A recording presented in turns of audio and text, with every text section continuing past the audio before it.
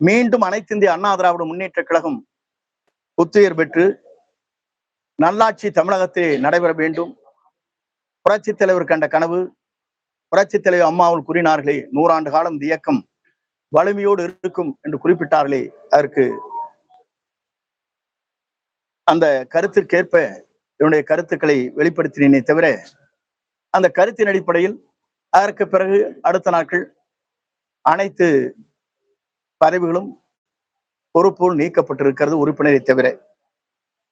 அதற்கு பிறகு நாடாளுமன்ற தேர்தல் வருகிற போதும், மேலவை உறுப்பினர் வருகின்ற போதும் 4 பேர் பரிந்துரை செய்கிற போது நானும் ஒருவனாக இருந்து அந்த பரிந்துரை செய்திருக்கிறேன். அதெல்லாம் பத்திரிகையாளருக்கு தெரியும். என்னை பொறுத்தவரையிலும் இந்த இயக்கம் வலிமையாக இருக்க வேண்டும். இந்த இயக்கம் தான் எங்களுடைய உயிர் மூச்சாக இருந்து கொண்டிருக்கிறது. இந்த இயக்கத்தை பொறுத்தவரையிலும் தடுமாறாமல் இந்த இயக்கம் திராவிட முன்னேற்ற கழகத்தை நல்லாட்சியை தமிழகத்திலே உருவாக்குவதற்கு நாம் அத்தனை பேரும் ஒருங்கிணைந்து அந்த பணிகளை மேற்கொள்ள வேண்டும் நோக்கத்தோடு தான்